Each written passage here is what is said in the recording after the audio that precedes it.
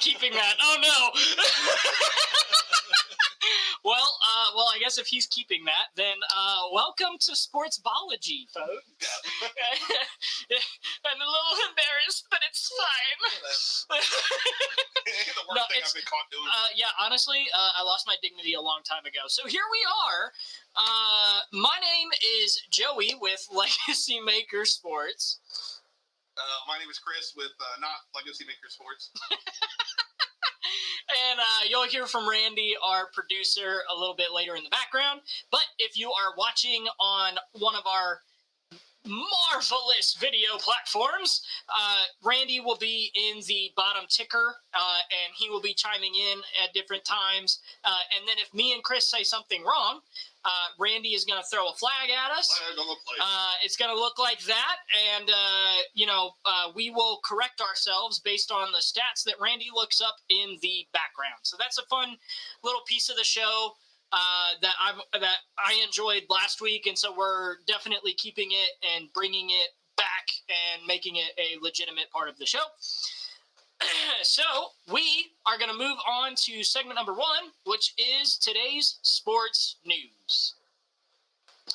So my personal favorite time of the year, the MLB season ended today, and let me tell you, there was drama all the way till the end. It was beautiful. I loved it. So the playoffs are going to start today. So 5 teams joined in today, or yesterday. Yeah. So everybody clinched yesterday, and then the playoff bracket was set today. So the Marlins, Blue Jays, Rangers, Diamondbacks, Astros clinched playoff spots on a champagne-filled Saturday night to round out the full postseason field. And now, after today, that postseason bracket is set, and it is my favorite time of the year. I am a massive baseball fan, and so this is just bringing absolute serotonin to my face. Good. And I love it. So, with that being said, they did change the playoff bracket a little bit. And so now we have so the number 1 seed, the team with the best record. The number 2 seed, second best record among the division winners. The number 3 seed is the remaining division winner. And then 4 through 6 are the 3 best records among teams that didn't win their respective divisions, slotted in order of best to worst. So the number 1 and number 2 seeds get byes for the divisional round. Hold on, let me time out there. Mm-hmm. Number 1 seed is a team with the best record. Number 2 seed is a team with the second best record. Oh, second best. I didn't hear you say that part. Yeah. I was like, wait a second.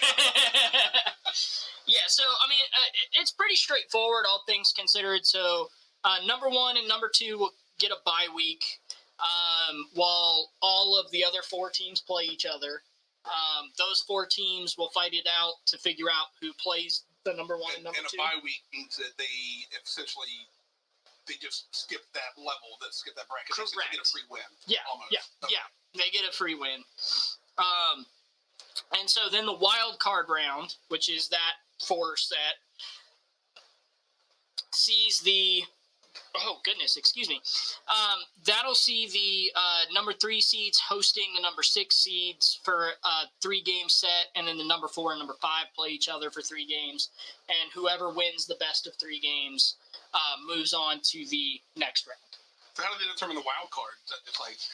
So that's whoever, that's like the best division out of the not division winners. So you have, yeah, I already see your face. Yep. So in baseball, you have the American League and the National League. Okay. Right? So those are your 2 leagues. Right. Okay? In those 2 leagues, you have 3 divisions. Okay. You have the East, the Central, and the West.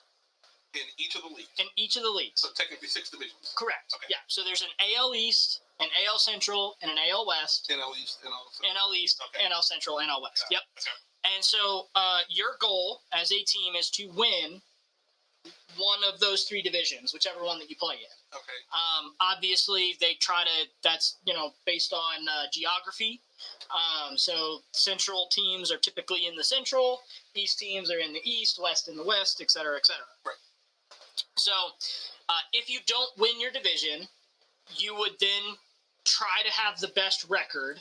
Out of the teams that didn't win and have the best record, the top three get in. Okay. I think I'm picking up what you're putting down here. Yeah. Gotcha. So I know it's a lot, especially for those that don't really follow baseball, but it's really cool. And part of what makes me so excited is because there was a very slim chance for some crazy stuff to happen today. Oh, I love crazy stuff. Tell me about the crazy And stuff. it did! Yes. Oh my goodness. So everybody was set yesterday on Saturday. Okay. Except for the AL West and them Rangers that we have talked about, 3 times now? Oh, have we? Yeah, the Mariners and the Rangers. Oh, the Marlins. Yep. who I thought was so funny because guess who's also in the playoffs? The Marlins. So that's going to be fun when you go to predict who's going to win this whole thing. All right. So the the Mariners, unfortunately, did not make the playoffs. However, they had a chance to play spoiler today. And if they beat the Rangers and the Astros I believe they were playing the Diamondbacks. Okay. If those things happened, then the Rangers would then become the wild card team, and the Astros would win the division. They would switch seeds? They would switch seeds. Okay. So the Astros go from the what would have been the 6th seed based off of record to now the number 2 seed. Okay, and what are these shenanigans that make that happen? So it was kind of a lot. So the Mariners had to beat the Rangers because they were playing today. Okay. And then the Astros had to beat the Diamondbacks. Okay. And if both of those things happened because of who won the season series, so when they played each other throughout the season, whoever had the best record, therefore wins the tiebreaker. I see. So both of those teams are tied at the end of today, which means that the Astros get the higher seed because they had the better record. Right, okay. Which means that the absolute chaos that was the probability of the Astros getting the number 2 seed and most importantly the bye week happened, which was pretty crazy. Suck it, Rangers. I'm sorry, James. I know they're your favorite team. So yeah, that was pretty crazy. So we'll kind of double back to that here in a little bit because Chris is going to get some time to think, and he's going to have to predict who's going to win the World Series by the end of this. I'm trying to hurt myself by thinking too much. So moving on in our sports news, the XFL and the USFL have agreed to merge and become one league. So the Extreme Football League and is this the United States Football League? The United States Football League, yep. Is that arena football? What is that? No, so it is like the XFL in a lot of ways, but a little bit more traditional. Okay. But they actually started up the same time the XFL did. Clotheslines or no clotheslines? No clotheslines. I don't like So this rendition of the XFL is a little bit more, I'll say tame, because of the fact that they don't do the crazy hits that Vince McMahon wanted. Okay. But the rules that they play is almost like NFL blitz type, Okay. like rules. Like they don't do kickoffs. Okay. So full-size field, but they don't do kickoffs. What do they do? If I remember correctly, and I could be very wrong, so this might be a situation where we get flagged for the record. All right. But if I remember correctly, they get to start in a certain point through a certain point of the field based off of.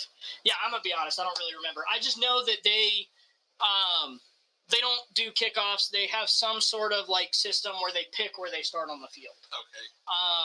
And a a lot of people like it to the point where they're talking about doing it in the NFL. Really? Yes. Okay. Yeah, so I would definitely have to do some more research on that because I don't want to misspeak. What's it going to do to fantasy teams with the kickers? Well, kickers more do field goals, and so they don't really, for fantasy football, they don't count kickoffs. Okay. Yeah, so that wouldn't really affect fantasy. I guess that's true. That's not point scoring. Yeah, other than, if you kicked it off and they took it back for a touchdown. Right, but that would be for the defense. That would be for the defense, yeah. Okay. So the XFL currently is owned by movie star Dwayne "The Rock" Johnson and his ex-wife. We're going to talk to a wrestler. Yeah. We're going to talk to a wrestler, actually. Absolutely, yeah. We're actually really looking forward to it. That is genuinely one of my favorite people. My cousin Xavier is going to come on, and we're going to interview him and talk about his wrestling career. So Danny Garcia, his ex-wife, is the co-ownership. The USFL is actually owned by Fox, the TV station. They ended up buying the XFL from Vince McMahon for $15 million and relaunched in 2020. Didn't pan out because of the pandemic, as most things didn't. The USFL first operated for 3 seasons from 1983 to 1985 before folding and relaunching in 2022. And so the XFL and the USFL are going to merge. They're going to have a ton extra teams, and it should be a lot of fun. I'm really looking forward to having some spring football because past the Super Bowl, I kind of get sad that there's no more football. Dude, I'm just excited at the possibility of like a water boy power bomb in the middle of a football game moment here. That would be fun. Yeah. I know that they're allowed to get away with a lot more when it comes to hitting. Do you think they're going to put turnbuckles up on each of the corners of the field? That would be amazing. Right? And then like a rope around it? Like, oh man, that'd be so much fun. Could you imagine like Hulk Hogan running the ball off the top rope? Yeah, brother. I'm going to score 6. All right, we're going to move back to baseball a little bit. And this one is an interesting one, strictly just because of the fact that I didn't think that he deserved to be let go. But Gabe Kapler is out as the manager of the San Francisco Giants. So he will no longer be the head man or the head coach. But in baseball, they don't call them coaches. They call them managers. Or skippers if you're a player. So the San Francisco Giants fired Gabe Kapler on Friday after a late season collapse that dropped the team out of playoff contention and prompted questions about the franchise's direction going forward. And this is where I was confused because of the fact that Gabe Kapler, he was a mastermind, and Giants fans really thought that he was, one of the best coaches that they've ever had. Mainly because he went on a 107-win season with only 55 losses, and that's the only time in the past 11 years that a team has finished ahead of the Los Angeles Dodgers in the NL West. So, with 3 games left, why? Are they saving money by not paying him these extra 3 games since they're going to cut him next season anyway? Or do they want to get a new coach in to maybe get a little bit of experience with these next 3 games? So I think the whole premise is they're kind of waving the white flag. They're going to let someone else manage the last 3 games at that point. At this point, the season's over. Right, right. But because today was the last day of the season. But their whole premise was, if we go ahead and let him go, we can go ahead and start our head coaching search. Okay. Fair. But that's kind of... I think they could have started that without letting the guy go. I'm just wondering, why the 3 games? Did they just, they were that mad at how... Did they bomb the season? Like you said, they bombed the season? So they bombed the last month of the season. I believe their record was, 8-18 the last month of the season. But for the record... they finished this year pretty even, and then last year they finished at 500. with an 81-81 record. This year they did a little bit better. I'm gonna look that up real quick. You said that they thought he was like the best coach ever. Yeah, but because this season was apparently so bad they wouldn't even let him finish it out. Yeah, so 79-83 was their record this year. So they definitely did worse. So last year they went 81-81. This year they went 79-83. So the team was going downhill. But in my opinion, and here's what frustrates me, is that the Giants have done nothing to improve their roster. They haven't signed any free agents. They haven't gone out and traded to get better, younger players. They're giving him a really bad roster, in my opinion, and then expecting him to win hundreds of games. Right.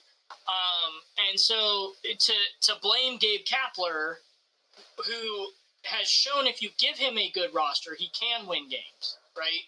Because he had a 107-win season, his second year coaching for the Giants. How many years did he coach for the Giants? This would make year 4. Okay, yeah. Yeah, I'm probably going to lean with you on that one then, because if he obviously showed, like you said, that he could do it, and then they undercut him, and like, oh, you've sucked ass for 2 seasons. All right, bye. Yeah. Yeah, and so that's where my part was frustrated, where I got frustrated because, kind of watching the Giants unfold, and especially this past offseason, they tried to go out and get – I'm about to rattle off a bunch of names that you're not going to know for the record. Okay. But they tried to go out and get guys like Justin Verlander, Max Scherzer, Aaron Judge. Essentially, so 2 of those pitchers one of them was Jose Canseco. That is true. But 2 of those pitchers we actually talked about earlier this year. Those were the guys that the Mets traded. Yeah. They got paid $100 million to not play. Yeah, so they got paid hundreds of $1 million to not play for the Mets. And the Giants tried to go get them. And they couldn't seal the deal. And they tried to get, they tried to get Aaron Judge, who, in my opinion, I kind of figured he was never going to leave the Yankees. That's the kind of player that stays in one team and never leaves. Right. And so I didn't picture him leaving. So why they spent the amount of effort that they did to try to go get him seemed like a waste of time to me. And so, yeah, and then they handed him this crappy team and said, go win a bunch of games, and then got mad when he didn't. You're not the Bad News Bears. And for those women that love baseball, they're very sad because in a lot of women's eyes, Gabe Kapler is very, very much eye candy. So I got a picture that I want to show you. I've never seen them, so you're going to have me rated attractiveness, I guess. Right. I want you to look. Okay, so on a scale of 1 to 10. Okay. Yeah.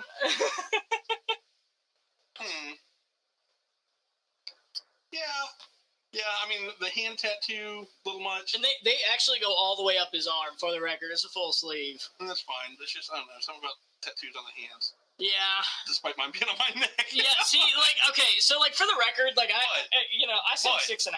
Randy said 6.5. I am secure enough that dude's a 6.5 out of 10? Yeah. Nah, dude, that dude's at least an 8. Hey, I am secure enough to say that's a good-looking dude. Fair enough. You know what? I'll give it to you. I'm a 6.5.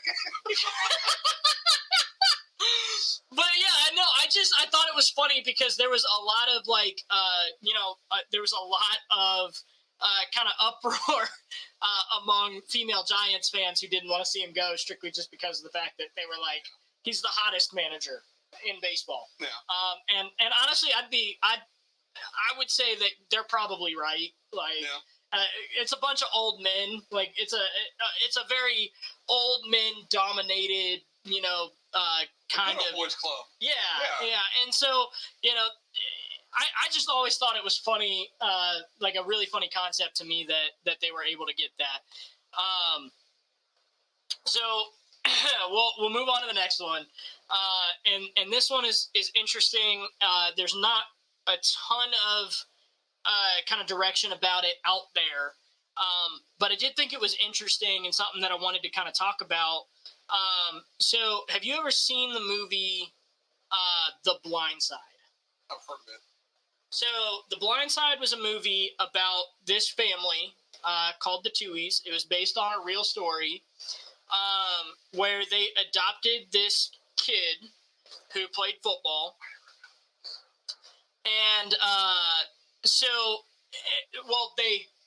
should say adopted in quotations, because so what's happening right now is that a Tennessee judge is going to end a conservatorship. Words are hard, which is funny. I'm a journalist. I should be able to do that.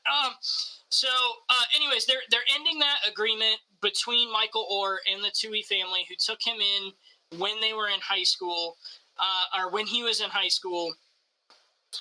So it is a Oscar award-winning movie. And so the judge, Kathleen Nome, said that she's ending the conservative. I am going to struggle with this all podcast. Not dismissing the case, though, because essentially Michael Oher is claiming that the Tuohys, instead of adopting him, they agreed to this conservatorship and essentially tricked him and stole all of his millions. Okay. Yeah. A conservatorship is what Britney Spears was under. Correct, yes. Right, so a lot of times, and the only time I've known a conservatorship to be a thing for people is when the person under the conservatorship is not capable of managing their own life. Is that what Michael Oher was going on with him? Like, why was this even allowed? So, and that's the thing. So, what Michael Oher is claiming is that they tricked him into signing it, thinking and told him that they were adoption papers. And what that did is that gave them control of all the money that he made off of not only the movie, right, but his NFL career as well. How long was that conservatorship? I believe I'm not exactly sure. I don't want to speak wrongly. I don't know how many years it was, but it was a really long time. Yeah. Okay, that's what I'm getting at. So, how many years was this going on where they're getting his money and he doesn't notice? It almost makes me seem like maybe he needed a conservatorship. Well, and I don't know kind of the whole situation around that. It could, because at the same time, it could have been one of those things where, like, you know, by the sound of it, they let him keep all of his NFL money, not without any issue.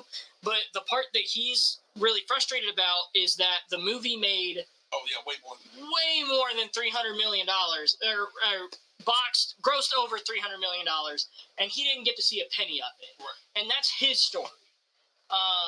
You know, like, even though the Tuohys took him in, and even if the movie displayed accuracy in the sense of taking care of him and making sure that he was okay, and like if that part of the story is right, you know, it's still not fair to Michael Oher that they took away the millions of dollars that they made from this movie.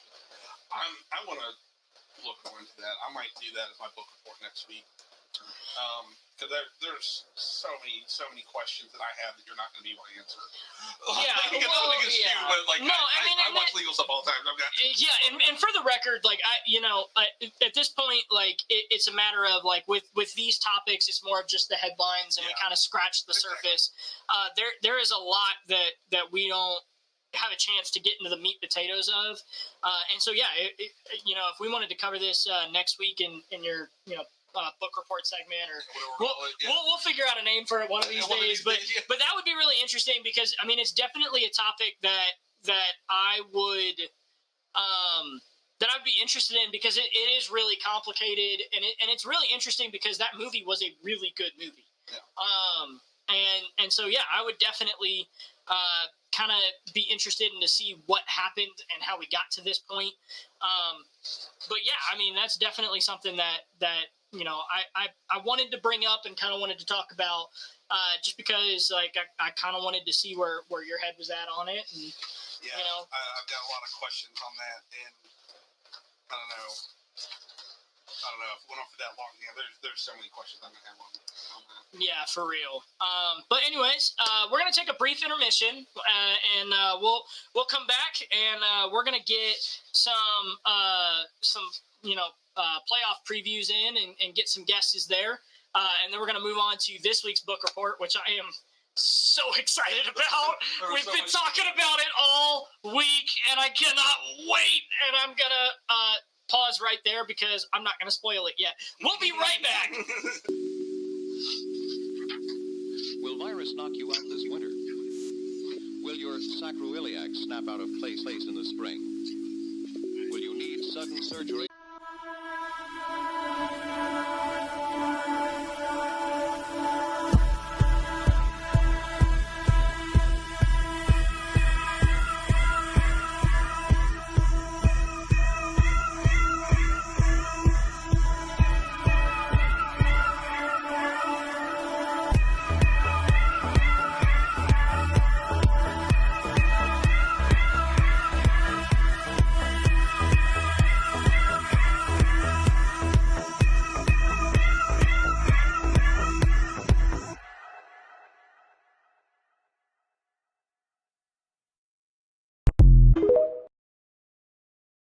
See how accurate this goes. All right, guys, welcome back. We are now in the process of, we are going to check out this postseason picture for the MLB. I said we'd come back to it because of the fact that, like I said, this is literally my favorite time of year. I get so excited. Just because, like, baseball is my first love, and it's something that really, I get so into this every single year. It always reminds me of that Dane Cook commercial about it. There's only one October. I mean, for real, like that's how serious I take this. So like I was talking to Chris in the break, I have a pen, and we have it written. I have it on paper. And so we're going to write this down because I want to see at the end of this, when the World Series is over, we're going to come back and we're going to visit this. And I want to see how accurate Chris actually gets because like we've kind of discussed before, Chris doesn't follow sports and, definitely hasn't followed baseball at all this year. Nope, I forget we talked about from episode. Yeah, and so without any context or any knowledge whatsoever, I definitely want to see how accurate Chris gets with this, just because I think it would be I think it would be hilarious if we get to the end of the World Series and you've absolutely nailed it. Yeah. I just think that would be the craziest thing ever, because then I'm just going to, anytime that I do sports betting, I'm just going to be like, Chris, I need you to pick one team. Right that one time. So for those on the visual podcast, we're going to go from top left down, and then we'll flip over to the right, and we'll go top to bottom, and then we'll keep doing that until we get to the middle. For those on audio, I'm going to give you the matchups, and I'll tell you what we're guessing on. But, just wanted to kind of set the stage for, those watching as to what to look for. So, first matchup, and one that Randy will probably be watching really closely because his hometown Minnesota Twins are facing the Toronto Blue Jays. The Toronto Blue Jays are the wild card team, and the Minnesota Twins actually won their division. So, Chris, who do you think is going to win that matchup? I know Randy wants me to say Twins, but you guys know how I feel about bird team logos? Yeah, and not only that, but we did talk about in length how much you actually, go for Toronto team. Back when I was a kid, I wanted to play for the Toronto Blue Jays. I had a wooden bat that signed and all that. Yeah. And I didn't play in Wood Bat League. It was on metal, so I never actually got to use it. Yeah. So I'm gonna have to go with the Blue Jays on that. I think they're gonna want it more. Blue Jays are jerks, so. Sorry, Randy. Well, and what's funny is if the Twins get knocked out again in the first round, that I'm pretty sure that's like a 12-year streak or whatever, that if they've made it to the playoffs, they've gotten knocked out in the first round. Oh, yeah. Blue Jays have history on their side. Yeah. All right, so we're going to move straight down the bracket, and a team that we have talked about in length, 11 years down at the bottom. Randy made sure to correct me. So the Texas Rangers and the Tampa Bay Rays. Who do you got winning that one, Chris? Well, I mean, they're both T teams. They both have really boring logos. I mean, one TB like tuberculosis, I guess. Oh, my God. Who is this again? Texas Rangers versus Tampa Bay? Yeah, Texas Rangers versus the Tampa Bay Rays. Did they used to be the Stingrays? The Devil Rays. Devil Rays. Yep, and they had that really cool rainbow logo. Yeah. Yeah, they actually have a alternate logo where they brought back that Devil Rays uniform. Oh, and it is clean. Oh, it's clean. You know, I don't like their new logo, and therefore must punish them. I'm gonna go with the Rangers. You're going with the Rangers. My family in Texas will love you for that. Thank you, James. I hope I redeem myself in your eyes. We're going to move over to the right side of the bracket. And again, we're going to go top down, make life a little easier. You have the Arizona Diamondbacks versus... Hold on. Oh. The New Mexico Gloves. No, that is... I don't know that you could have gotten any more wrong with that. That is the Milwaukee Brewers. What? I mean, I was wondering if there was a B in there. Yeah. So, the M on the top of the logo, and then the B to make the glove. But the way it's... Yeah. Diamondbacks. You're going with the Diamondbacks. Gloves. Oh my gosh, that was hilarious. All right, now for probably your favorite team. Oh, the Mariners? The Florida Marlins, who is this the Bad News Bears comeback team? Dude, I can't believe they made it in. This is them though, right? The ones that start kicking butt at the end of the season. Yeah. I mean, they. I'm going with them, man. I'm totally bandwagon with them. I'm sorry, Philly Padres, whoever you want. The Phillies. Okay. The Philadelphia Phillies. So you're going with the Marlins to actually upset the Phillies. Yeah, dude. I think that. Oh man, that puts them against the Braves. That does put them against the Braves. But we're gonna flip back to the left. All right. Again, we're gonna go top to bottom. You have the Toronto Blue Jays versus the Houston Astros. Okay. So on one hand, got a bird team, and I love the bird teams. But on the other hand, we've got some craziness that's emboldening this team that went from 6th to 2nd seed. Yeah, from the 6th seed to the 2nd seed at the snap of their fingers. And let me tell you, they dominated the Diamondbacks today. They won. When I checked the score, they had won, or they were winning by 8. So yeah, 8-1 is what the final score was. All right, so I think the Blue Jays are going to lose. All right, we're going with the Stros. Yeah. Kind of reluctantly, but yeah. Well, I'm just playing out how it would go in a movie. You know, the Blue Jays, they made it as far as they're going this season in the movie. You know. Fair enough. And honestly, I would have to say that I would probably be inclined to agree with you. I love the Toronto Blue Jays. They have a lot of really good players, but I just don't think that they have enough offensive firepower to outweigh the pitching that the Houston Astros have. So this one, if this really does happen, I will be watching every single game of this matchup because holy crap. You have the Baltimore Orioles versus the Texas Rangers. Who do you got winning that game?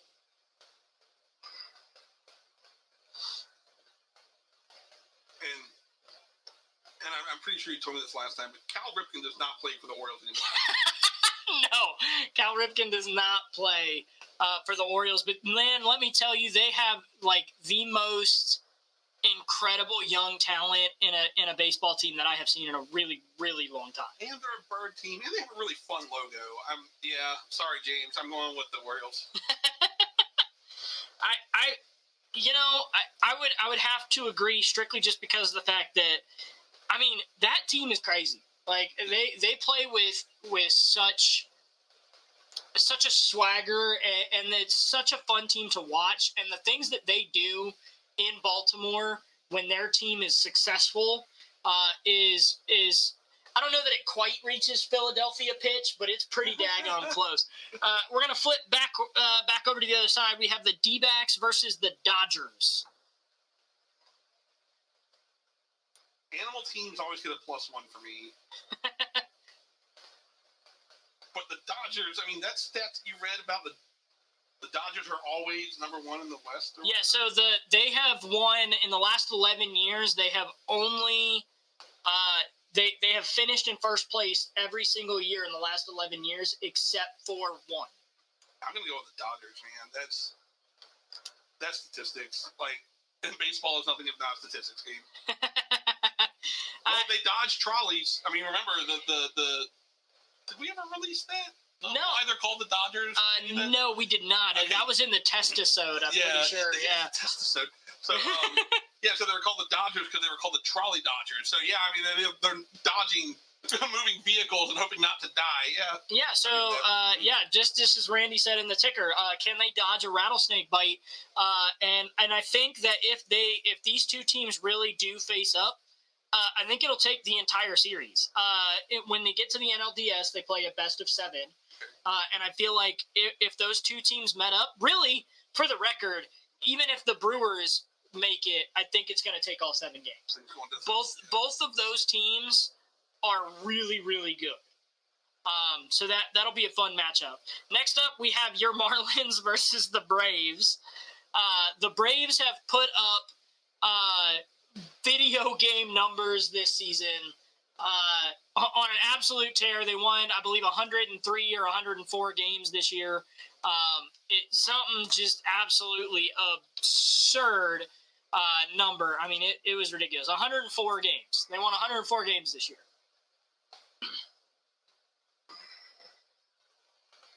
What was the game that the Angels needed to win in the Angels in the outfield? It was the pennant? It was the pennant, yeah. Is any of these the pennant? That would be the NLCS, so that's the next game. Oh, because I was going to say the Marlins can stop at the pennant and the Braves can have it, but no. I'm going to have to go with the Braves. There's not many teams that I will always default to, but that is one of them. Well, and that'd be a good team to default to this year, strictly just because of the fact that, yeah, like I said, they are putting up absolute video game numbers. And when I was growing up, they had the 4 aces. Yeah. You know, like their main pitchers that were just like dominating everything. Well, and they kind of have that this year. But you know, what I thought was crazy was they actually have a player this year. Really? They have a player this year? I'm getting there. They have a player this year that made a record that no one has ever done in the history of baseball. What's this record? 40 home runs, 70 stolen bases. Okay. So they've had, 30 clubs, 30, 40 clubs, but they've never had anybody hit 40 homers and steal 70 bases. An absolutely just ridiculous stat. Like I said, video game numbers. Okay. So dude found the glitch. Yeah. You found the glitch in the system. Okay. And, yeah. So now we're at the pennant, right? So what we mean by that is you win your league, right? Yeah. And if you're Angels in the outfield, your dad comes back. Yeah. So this would be absolutely insane. The Astros and the Orioles. I would want to watch that more than the Dodgers and Braves. My goodness. So who do you got winning that, man? I got Bird Team, bro. Bird Team? Bird Team. Dude, I'm riding that bandwagon with you. Oh my goodness. The Orioles are they're such a good team. And even if they don't make it this year, what's so cool is that all of their young players are locked up in long-term contracts. So they've got time. Yeah. So if they don't win it this year, we could be doing the same thing next year, and you could be picking the O's again, I'll be picking Bird Teams. So on the other side of that bracket, we've got the Dodgers and the Braves for the NLCS. Who do you got, man? I like the design of the A. Yeah, we're gonna go with the Braves. You're gonna go with the Braves? Yeah. All right, fair enough. Again, this is knowing nothing about them aside from just my general prejudice against the teams. And probably what would be one of the most entertaining East Coast World Series. And my goodness, I would probably see if I couldn't catch one of these games because both of these teams are 5 hours away from us. One's 5 hours north, one's 5 hours south. That is absolutely true. We are right smack dab in the middle of these two ball clubs, the Baltimore Orioles and the Atlanta Braves. Chris, who do you have winning the 2023 Major League Baseball World Series? The first one that pays me for this opinion. Barring that, because it's been 5 seconds and they haven't responded, I don't know, man. I think I'm going to have to go. I think I'm going to have to give it to the Braves. I want the Braves to win because, I don't know, I just want the Braves to win. Like, in my eyes, it'll always be, like Randy Johnson and Fred McGriff and, like, the all-star Braves from back in the day that you couldn't, just who it was everything. Yeah, I mean, and I don't blame you for making that pick. I really don't, because at the end of the day, that's a really, really good pick. For the record, I hope the Orioles upset that. Because, I wouldn't be mad. Yeah, I wouldn't be mad at all. But it is written down now. So come World Series time, we're gonna revisit this. Gentlemen. We're gonna revisit this. For those of you sports betting, definitely make your bets strictly based off of what Chris knows. Yes, you should make all of your life decisions based off of what I tell you. Yep, exactly. Yeah, that's what's important. I mean, I live my life that way. That's probably not the best pitch out there. I mean, it happens. All right, so now we're going to move on to Chris's sports book report. We're going to do a commercial first? I didn't think that I kind of did that backwards. We'll do your sports book report, and then we'll take a little bit of a break. So, for my book report today, I had a lot of different topics that I've been had suggested to me, but I wanted to look at one that I don't know what drew me to it. It was just I was like, you know what? Let's find the biggest, most well-known rivalry in sports that I can. It's probably arguable, but I picked Michigan versus an Ohio college. You did not. Oh my God! Yeah, why don't we just piss off both of their fan bases? Well, yeah. That's Michigan versus. Let me do this right. Oh. Let me do this the way that they would want me to. Right. Oh, okay. Right. Not the way that I agree with. I figured I did it the way they wanted me. Just like that's fair. Yeah, I mean that's fair. Ohio wanted me to do that to Michigan. Yeah. Michigan wanted me to do that to an Ohio college. That's fair. That's fair. But we'll go with. So he's talking about Michigan and the Ohio State University. Yeah. I can't believe they still tried to trademark the word "the." I saw. When I was looking through this, I saw a clip of Jon Stewart that was in Ohio making fun of that. Like he was doing the Daily Show from Ohio. That's so funny because I mean it's just such a funny concept to me every time that I've seen if you watch football and they do all their introductions or whatever and you get an NFL player that was from Ohio State, they're like yada yada yada the Ohio State University, and I'm just like, dude, really? Are there other Ohio State universities that they need to say that? So there's the University of Ohio, right? And so they don't want, for some reason. They think that saying the Ohio State University puts them over any other university in Ohio. Okay, yeah, I mean, it is a title when you add the in front of something. Yeah, and so they're, trying to essentially, establish dominance in a market that doesn't really need to be there because the University of Ohio is, how do I put this delicately, They're wanting. They're not very reputable. They're not a very good football team. Okay. Yeah. Fair. I guess Ohio State's always taking them. Yeah, I mean, well, Ohio State in general is one of the most, like, when we talk about college football, Ohio State and Michigan, for that matter, are always in the top 25 schools when it comes to football. Yeah. As of right now, and I sent this to you a little bit earlier, as of today, Michigan and Ohio State are both in the top 5. Yeah, Michigan at 2 and OSU at 4, right? Correct, yeah. So I'm excited for this year's game then, knowing what I'm about to talk about here. Yeah.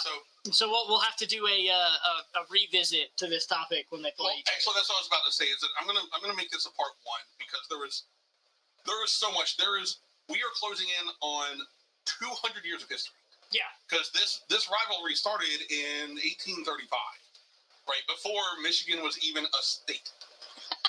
Okay. Wait. So how do you have the University of Michigan if Michigan isn't a state? Trust me, man. We're getting there.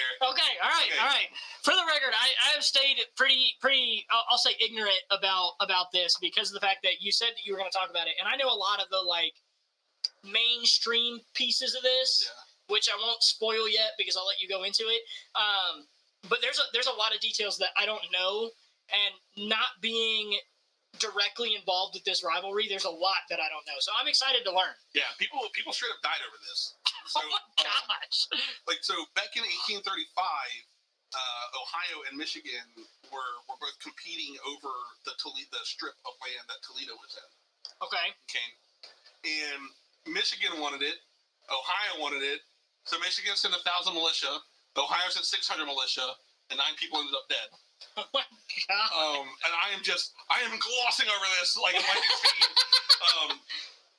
We're also so they drew up a line on the map, like, okay, there's a whole bunch of this razzmatazz and stuff going on with the politics, and people in DC are freaking out because now we've got like senators that are being sent from Michigan that aren't being seated, and so one of the maps that they were using was wrong. Oh no! And so they made a provision for it in the first deal for the border dispute, and then when the second deal came around, that provision wasn't in there, but the original language referencing it was, which like caused this thing with the map. It's a whole deal. It was so confusing. It's so funny how geography plays into one of the biggest college football rivalries in existence. Well, okay, so what ended up happening is to quell everything, the government said, all right, Michigan, we're going to give you the Upper Peninsula. All right? Just stop your crap. Yeah. And Michigan didn't want it because they thought, like, back then it was considered to be just uninhabitable wilderness. That's all it will ever be. Yeah. It's worthless land. And there were grants coming out for states. So Michigan said, well, we want those grants. So they just went ahead and applied for statehood. They said, okay, we'll take the deal so we can become a state, get the money. Turns out there's some huge mineral deposits on that Upper Peninsula, and that's what led to Michigan becoming the automotive manufacturer of the U.S. and one of them in the world.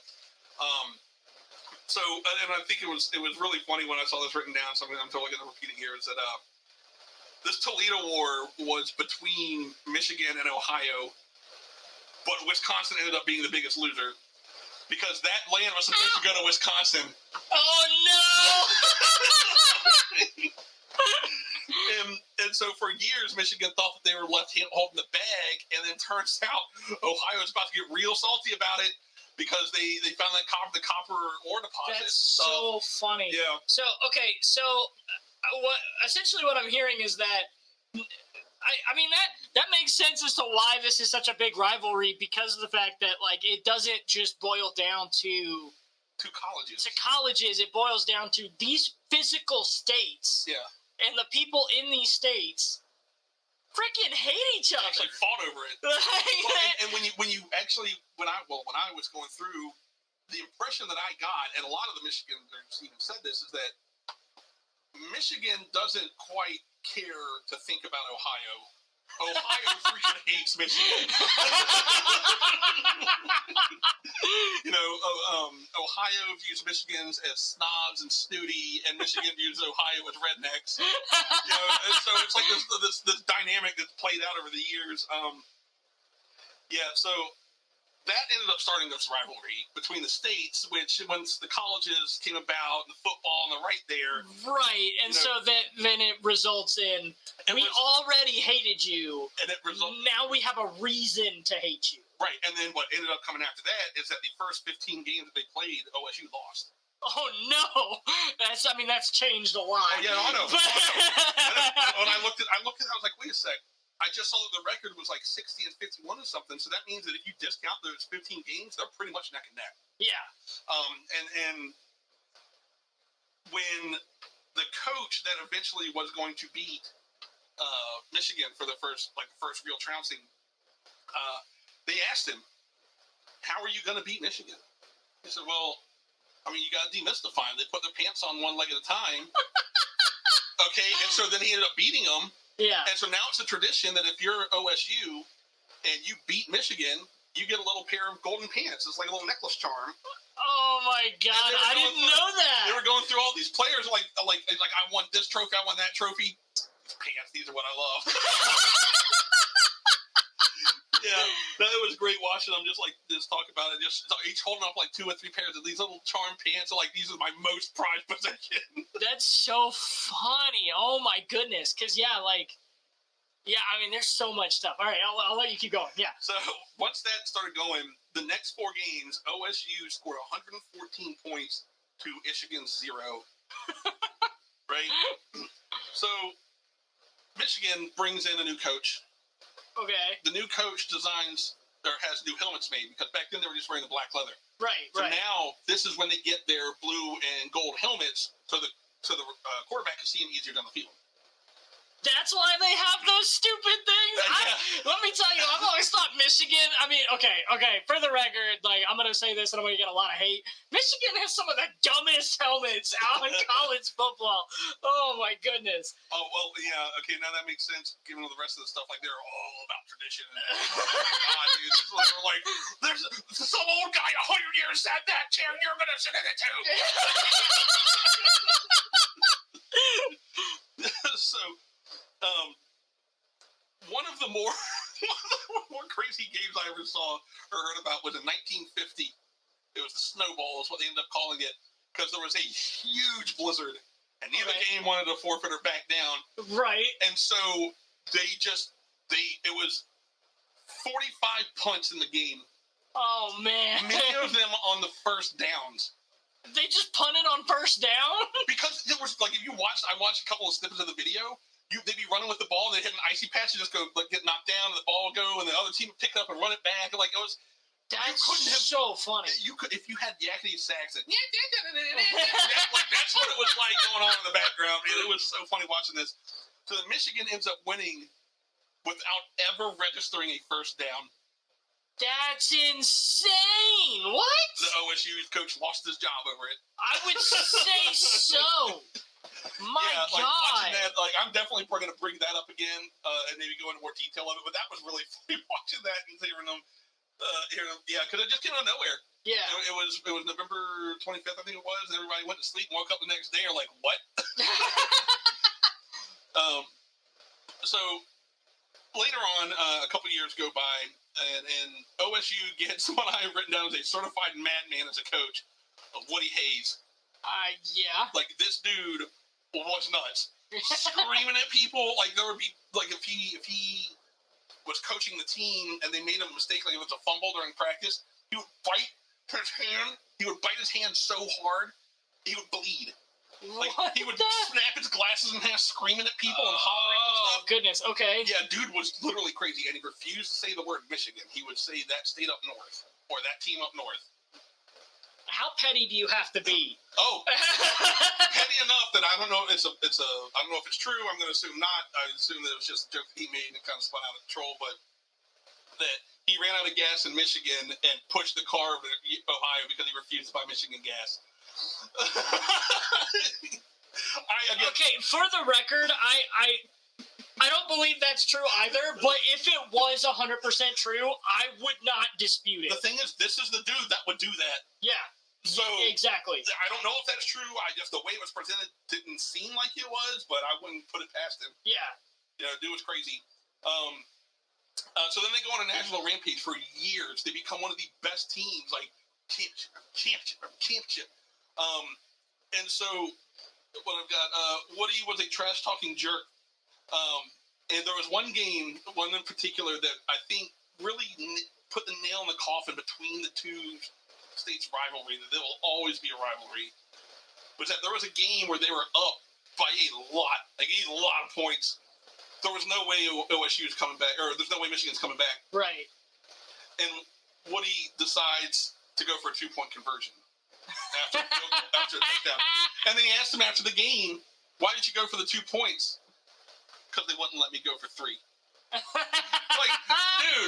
Dude was just a trash talk. And then after that, you have a new coach for Michigan, Bo Schmeckler sounds correct, yeah. Who was an OSU student of Woody's. Oh, goodness. And, that begins what's called the 10-year war between them. And it's just a back and forth. And I think, after watching this video, when I hear people talk about the rivalry, this is what I think of. Right. These years are really laying that foundation. It was always kind of back and forth. There would be times when, there would be 20 years where Michigan wins all of them, and then 15 years where OSU wins all of them, and then this happens, and it's just back and forth. That's going to look great on camera. But, Woody ends up going paranoid. Crazy paranoid. They had a team in a restaurant one time, and he stood up and he screamed for all the female servers to get out, and he wanted the cooks to serve the team because he thought Bo had planted the waitresses there to distract them. He thought he called the cops because he thought that some dude that was recording their practices, he thought that Bo had sent them, which I guess I could see that one. Yeah. But the way they made it sound it didn't actually happen. That wasn't very clear when I was looking at this.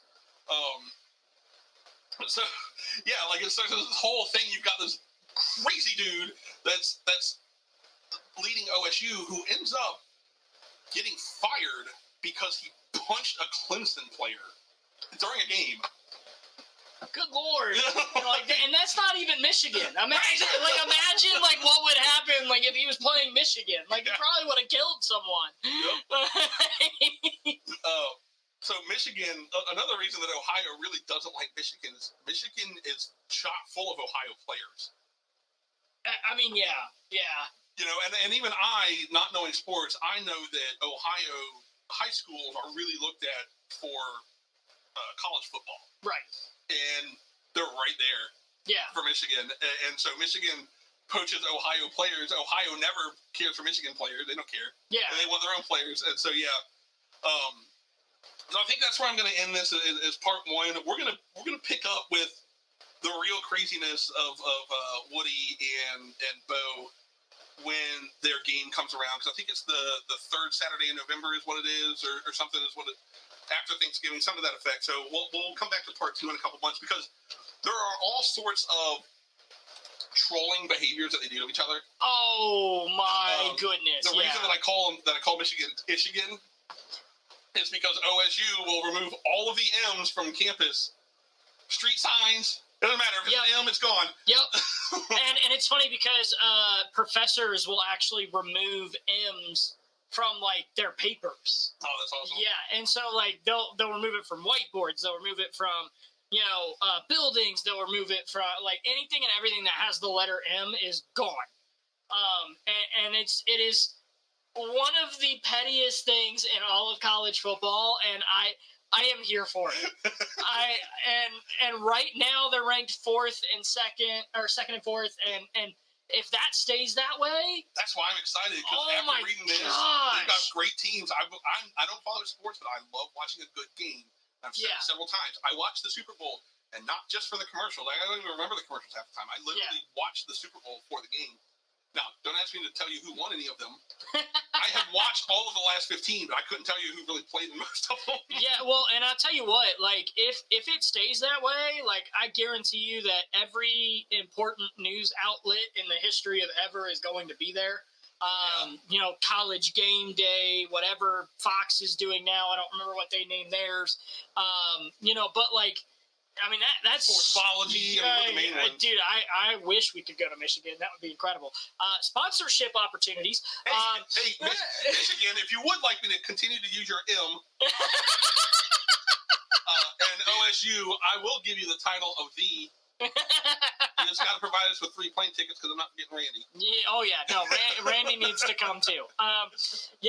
So we'll go ahead and take a brief intermission, but yeah. We got Xavier's interview coming up next, don't we? Not next. Next, we actually have Randy's Fantastik Facts. I'm sorry, Randy. I'm not trying to cut you out.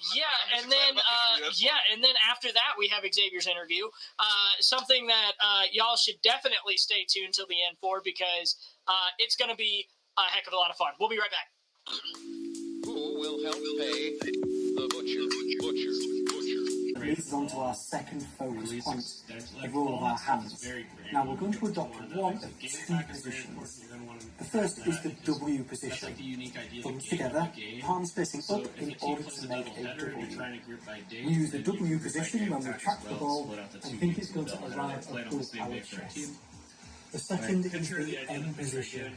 Use the fingers together, palms facing down in order to make an M. Did you know you're supposed to make a W when you catch? It's important to keep your hands held up, hands soft, so that when the ball does touch your palms, you can grasp the ball in a big hug to make sure that it stays in your hands. Launch speed angle again. Here we can see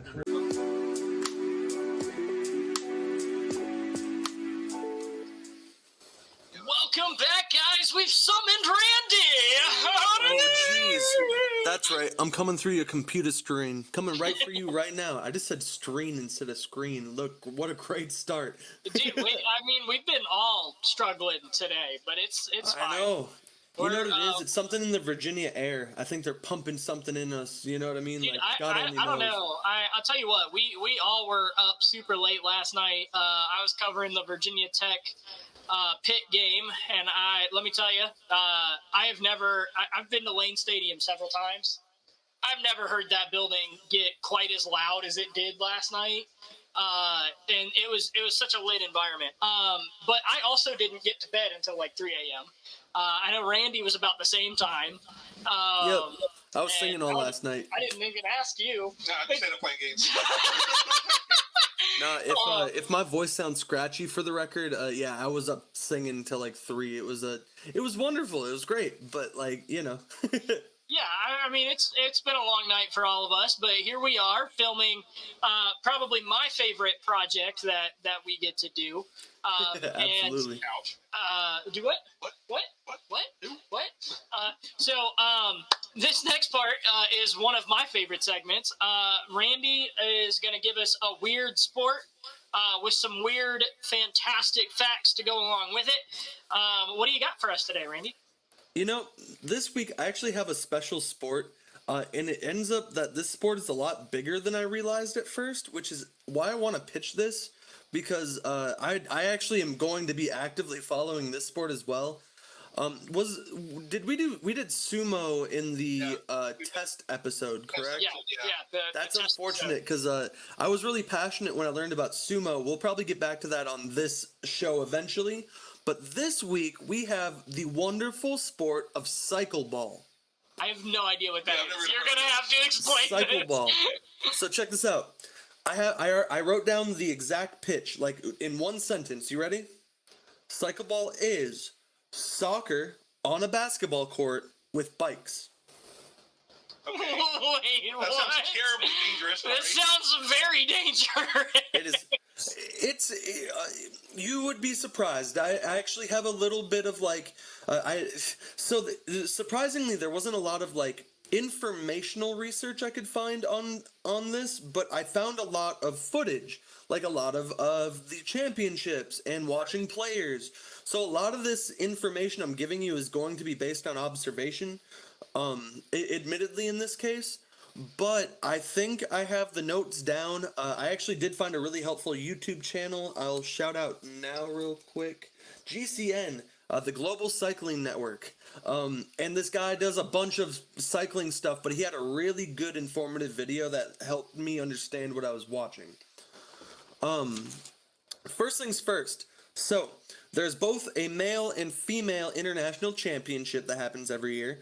Those championships are held by, look at me looking through my notes, the UCL, or the UCI, excuse me.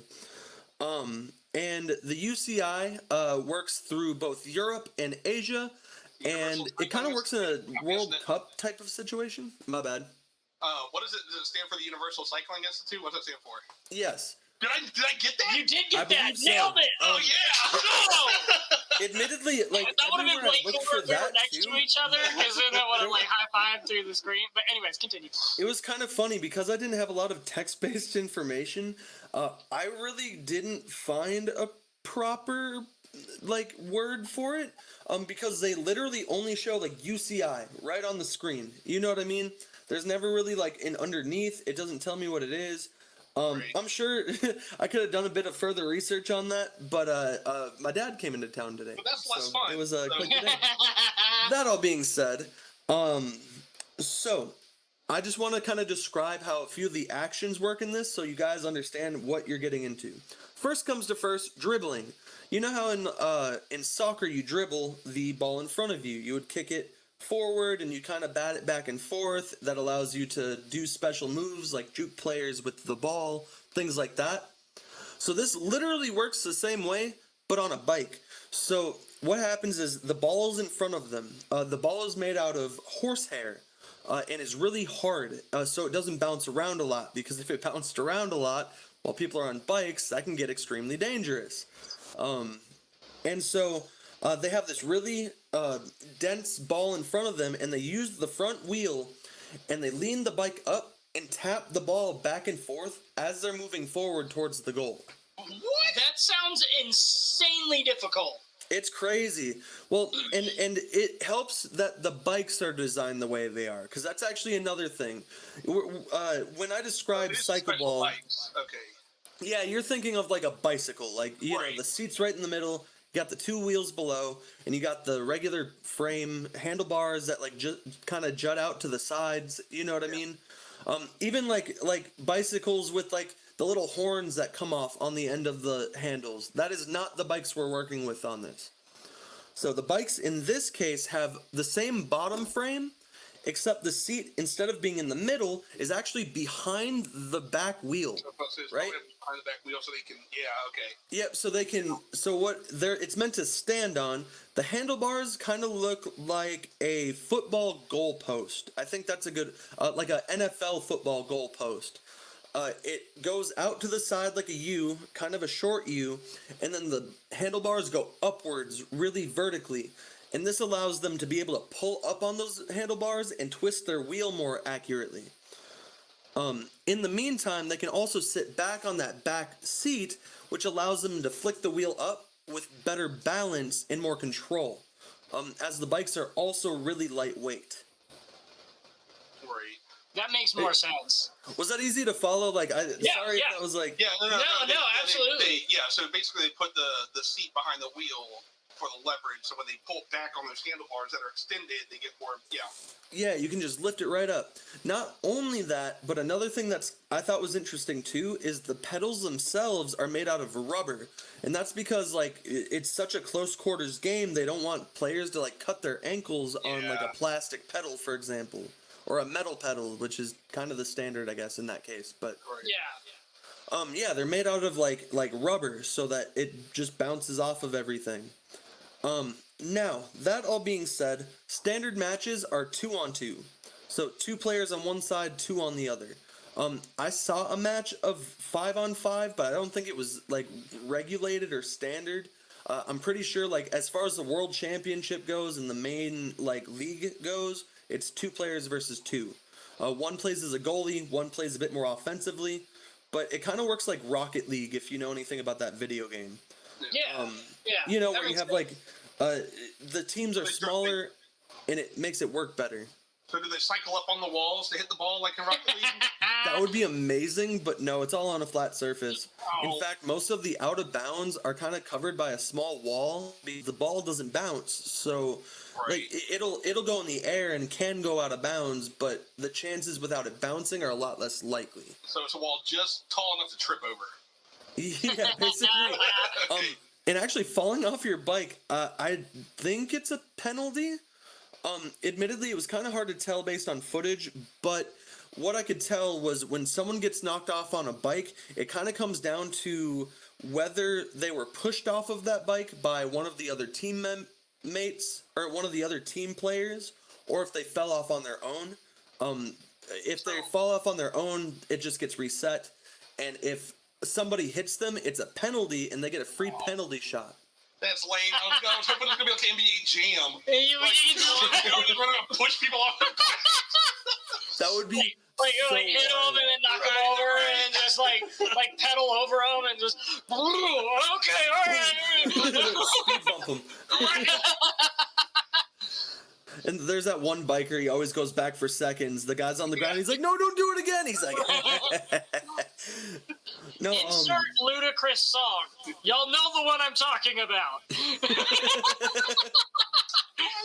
Now, before I get into Get out a the few, way. before I get into a few more of the mechanics, only because I think it's kind of funny. The 2023 championship happened about a month ago, and both the women's and the men's championship was won by the same country. And I want to see what y'all think country got it, just because I think it's funny. Do we have any context of who was playing? European and Asian countries only. Okay. Liechtenstein. Oh. No, that'd be awesome though. I'm gonna Could you go. imagine? You know what? Let me go with my heritage. I'm gonna go with the Philippines. Nope. No. It was Germans. It was the Germans. All right, I didn't hear him. You didn't hear him? No, I'm going to say the French. Let's give them something. You said France? Yeah. That was a really good guess. No, it was Germany. Super close. That's pretty crazy. In fact, I didn't. The women's league, it didn't look like they did anything past first place. But in the men's league, it was Germany in first, Switzerland in second, and Austria in third. Okay. All right. So we can So it only seems like that one, like kind of like Middle European type of thing, you know? So what you're telling me is that me and Chris need to start a team. Yeah. Yeah. Oh my gosh, I would be so in. While I was watching this, like it definitely takes a certain amount of athleticism. Don't get me wrong. Also, But then we would it lose. definitely. I need to get back in shape, man. It Oh, just I'm into it looked like a really It's fun like hysterical. sport. It was super entertaining to watch and everything. I'm going to need to bring in some NBA Jam rules before I start doing that, though. I'm gonna need to road rash kick somebody off their bike. All right. So here's the first thing. Cycle ball has been around since 1893, right? Oh my God. Yeah, it's been around forever. There was an interview on the Global Cycling Network with one of the guys, and he's been playing it since he was 5. I thought this was like a recent thing. You know, that guy was like probably 25 in that interview. I thought this was like a recent, like 10-year-old sport. Like, oh, that's cool. But no, it's been around forever. Like, this is a huge thing in Europe. I wonder when they got the new bikes, because like when you think of old bikes from then, you think of like the Penny Farthington bikes. It's got a huge front wheel, which would be hilarious. That's true. I guess I didn't even think of that.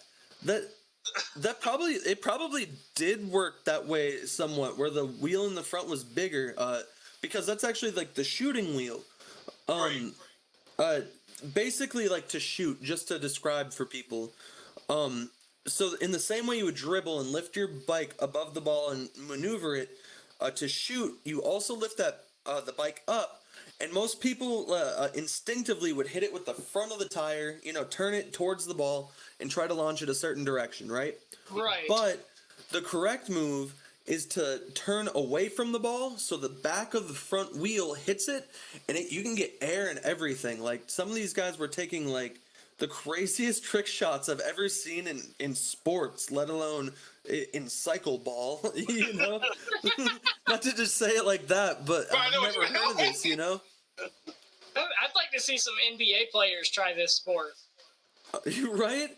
I was thinking BMXers too. I bet you BMX people could like hop right in it, because the guy who was comparing bikes said they're both equally like lightweight. So I bet BMXers could kind of like maneuver it. You know what I mean? Right. Yeah.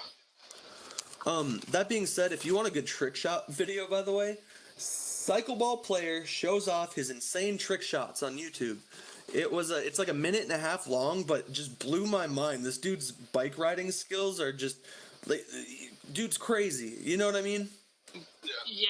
I mean, that's ridiculous. I mean, that sounds like such a fun sport. I want to see one of these bikes, and I want to ride one of these bikes. Yeah, we're gonna have to do a Google. I don't want to kick somebody off one of these bikes. I guess I should have provided a picture for the people who have the video aspect of this. I might do something in post or something. But the bikes do look really weird. They look normal in the sense of, like, it's clearly a bicycle. You know what I mean? Right. But, like, it's just different. It's like a bicycle. It's like having a pistol with a rifle stock on the end of it. You know what I mean? Like, it just looks kind of weird. Pretty much like exactly what I was thinking. Yeah, they literally just moved the seat. Oh, to the yeah. back. Okay, yeah, that's pretty crazy. So basically, right?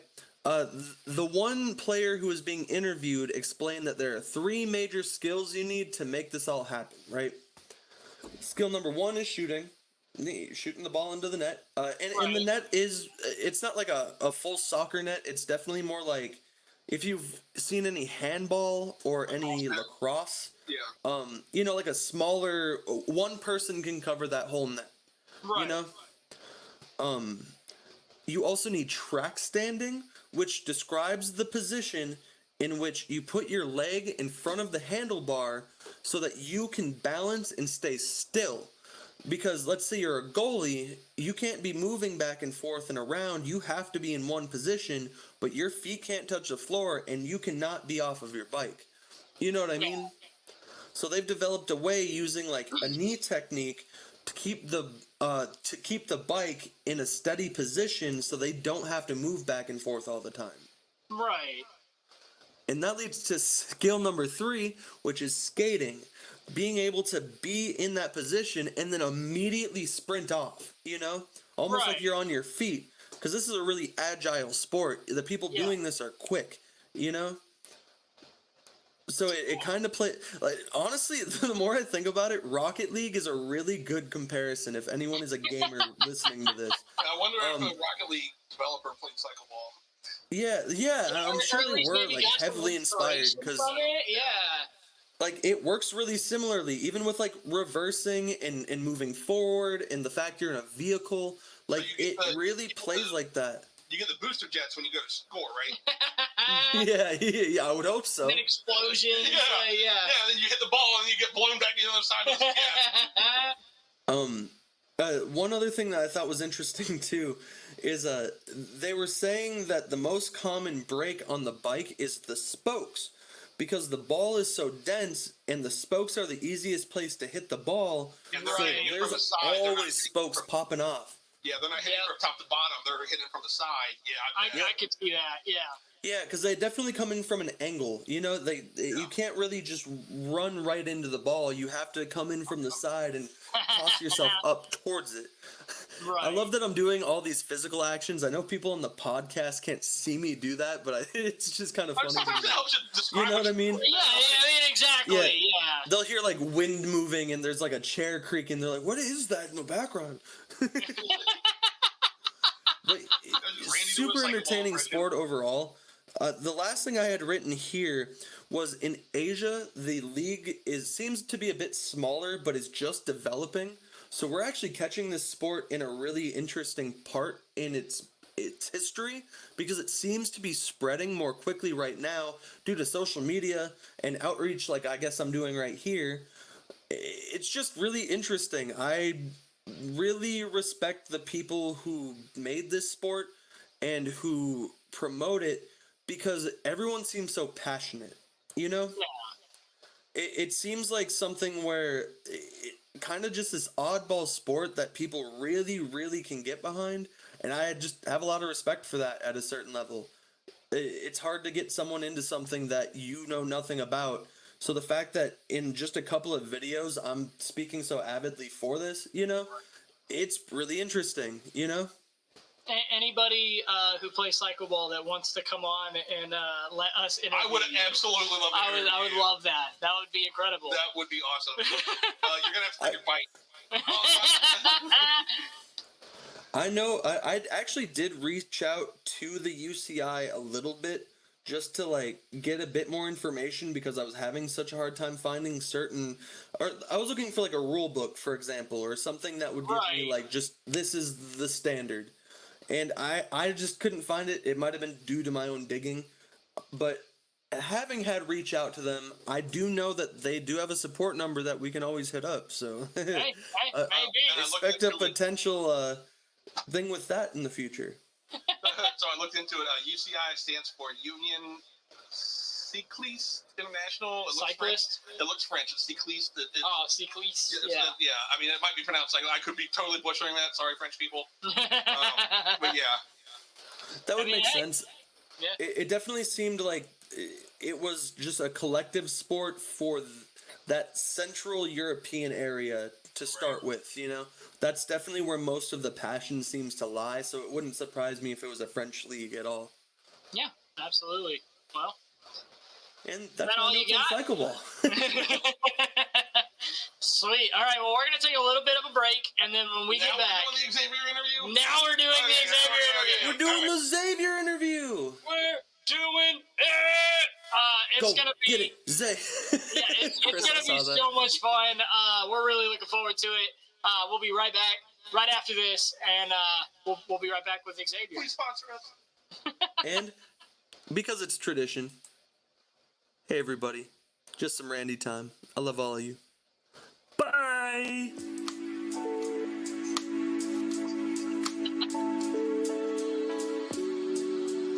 Hi guys, it's Chris, Joey, and Randy with Sportsballogy. Have you ever thought to yourself, man, I have money and nothing to throw it at? How about, I'm really tired of owning 15 yachts? Well, how about you put that money to good use and sponsor your own sportsbologist today? For only insert amount here, you can help protect our sportsbologists from becoming even more ignorant about what goes on in the world of sports. From basketball, baseball, football, or any balls for that matter, you can make a difference today. Take it away, Chris. Thanks, Joey. You know, sports blindness is a serious affliction, but for the same cost as just cups of coffee, you can sponsor a sportsbologist today. We'll send you a brochure with their birthday and other fun facts while you watch them learn and grow. Look at this puppy. Look at this little kitty. Won't you sponsor a sportsbologist today?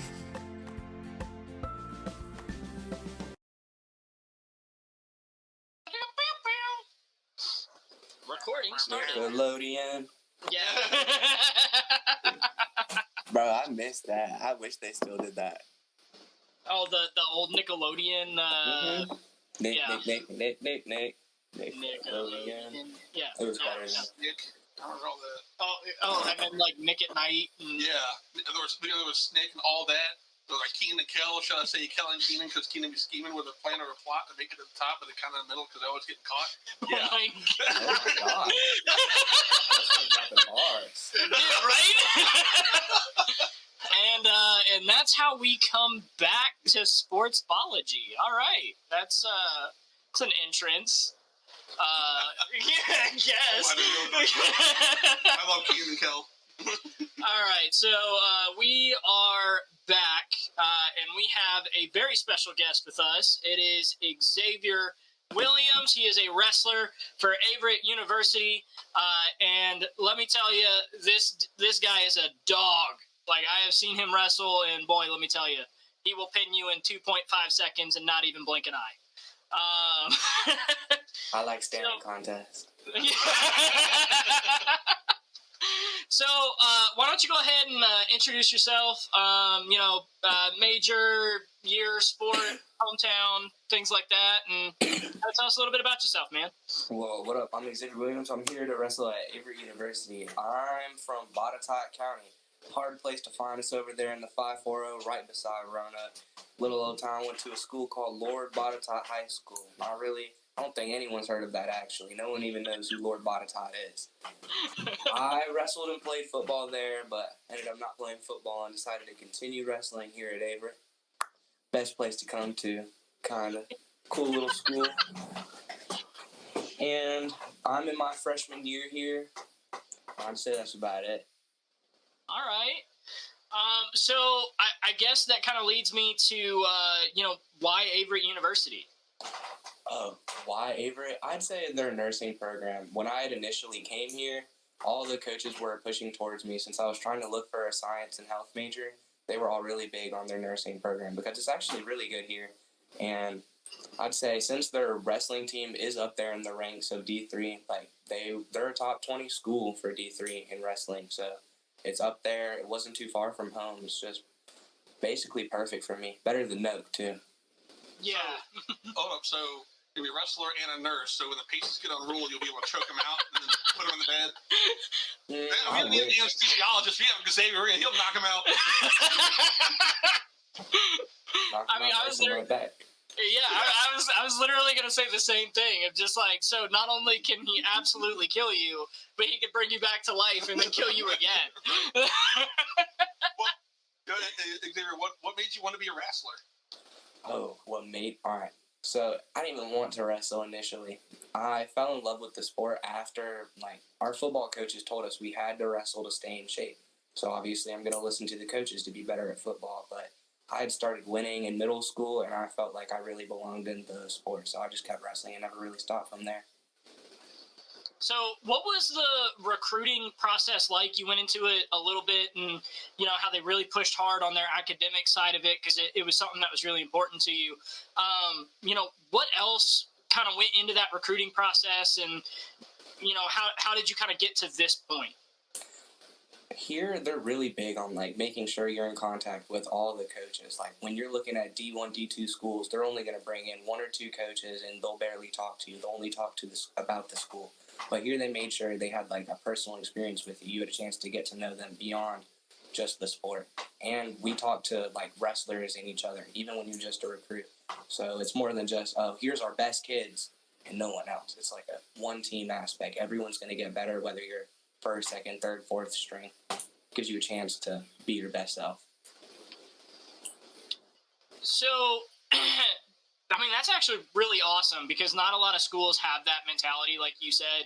I know on a lot of recruiting trips and a lot of the recruits that I talk to, they pretty much get handed the, flagship stars that most schools have. So obviously that can be exciting, but like what other aspects about wrestling for Averett really kind of excite you, and what are you looking forward to going into your freshman season? Wrestling specifically at Averett is the energy that the team brings all together, because when you look at other teams, they'll travel around and no one will really care about what their teammates are doing. But here, it's truly one team. I know it's a big point here, just all one team, but everyone's always hyped for anyone, whether it's your first win or your 100th win. And it's pretty hype environment to be into for wrestling, at least. Maybe not other sports, but this is a fun group of kids to be around. I'm a fan of their color scheme. Their drip is pretty nice. We're a Nike school, so I get to wear Nike drip all the time, blissfully. Heck yeah, man. That's pretty sick. I do love the blue and gold. Blue and gold was my alma mater as well for a little while there. No one like that. Not that blue and gold. So, how did you get hooked up with Vince McMahon? Or have you met him yet? Or is that later in the recruitment process? I'm sorry, what'd you say? How did you get hooked up with Vince McMahon here? Or is that later in the recruitment process? Because, I imagine he doesn't have time to meet all the freshmen. He's a pretty popular dude, I assume. I'd say he's pretty elusive because I haven't gotten the chance to, talk to him yet. Maybe he's around and I just can't see him. It's like the clown hiding from me or something. No, that's John Cena. My bad, you can't see me. Oh man, what's your favorite thing about Averett so far? How homely it is. Like, I thought I'd be homesick leaving home and coming to school, but it's a pretty small school, so everyone knows everyone, and you get a chance to be inclusive and talk to people from all sorts of backgrounds. All right, yeah, dude, that's important. I know family's a huge thing for you. Your family is awesome. So what are some of your biggest role models or influences, both on and off the mat? On the mat, none of them. I am my own role model. I wake up and piss excellence. It's a daily. Yeah. No one's doing better than me. But off the mat, I'd say good old Jonathan Bowles is a great influence. He's a great person to follow. Great way to model your life. For for those that don't know, Jonathan Bowles is me and Xavier's grandfather. Yeah, He's the GOAT is what he is. He is the GOAT. That is for sure. There's not a moment like you shoot that man a text and it doesn't even matter like what he's doing. He's gonna drop everything and be there. So definitely shout out, Mr. Jonathan Bowles, Grandpa. We love you, bro. So Xavier, personally, I'm a little scared of unsecured heights. What was it like the first time you climbed up on the turnbuckle? Fortunately, we wrestle in a circle on the mat, so I don't really have to worry about that too much. But anytime someone's taller than me, I do get scared pretty much out of my pants. It's scary wrestling tall kids because you feel like short, buff kids are going to be what you should fear because they're going to be stronger, but tall people are so lengthy they can grab you in ways you really don't want to be grabbed. Pause. No, I used to, my brother's the same way. Like, he's the tall, lanky one. So, yeah, I know exactly what you're talking about. Okay, but for the record, I mean, okay, so Randy just put down in the ticker that Xavier is 7'11", but he's not that tall, but Xavier is really tall. I'm only like 6'1". I mean, that's still really tall. I think he's short. So, okay, so if that's the case, how many people are actually taller than you that you get to a point where you're like... That's a good question.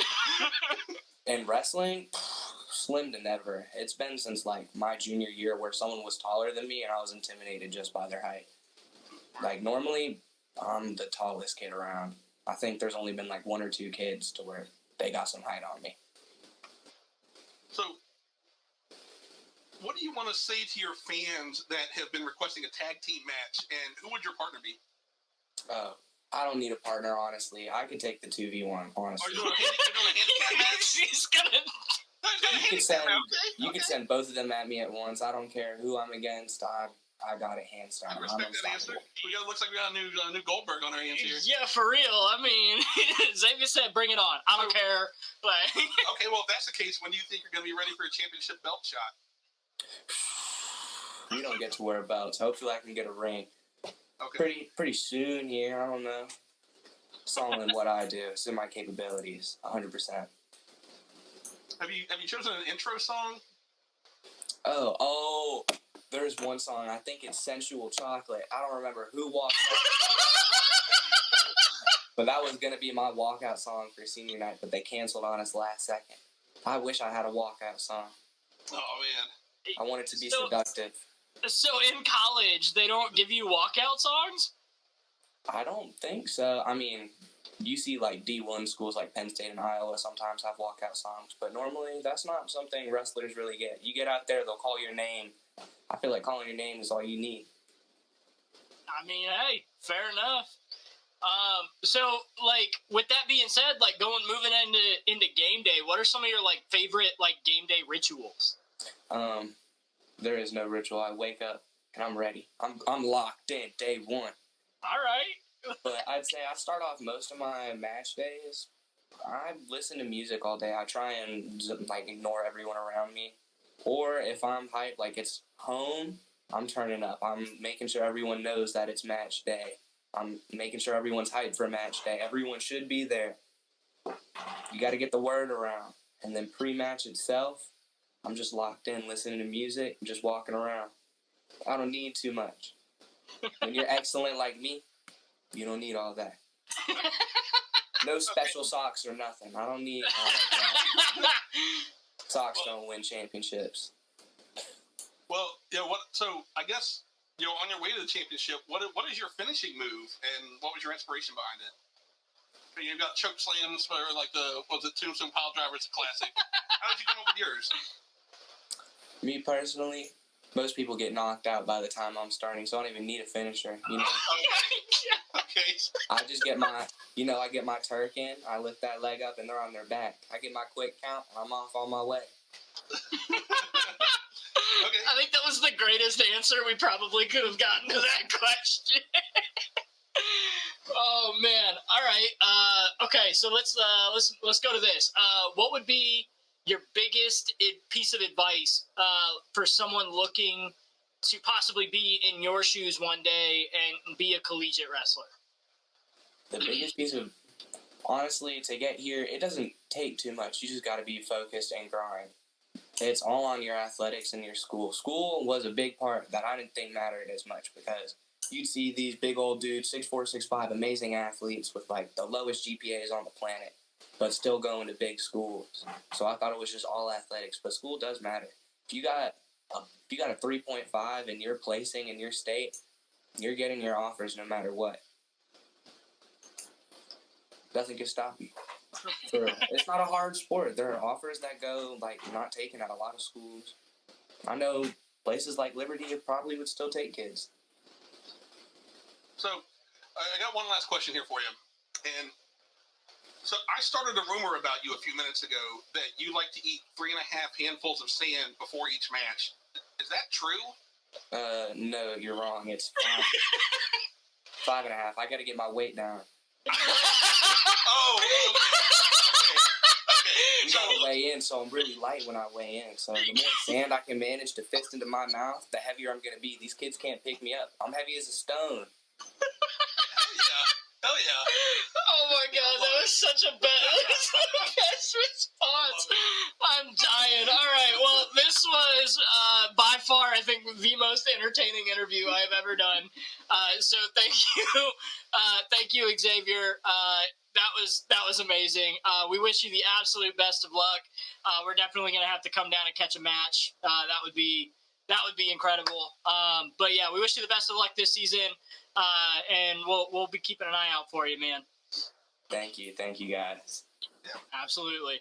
Good luck, bro. Nice meeting you. See y'all.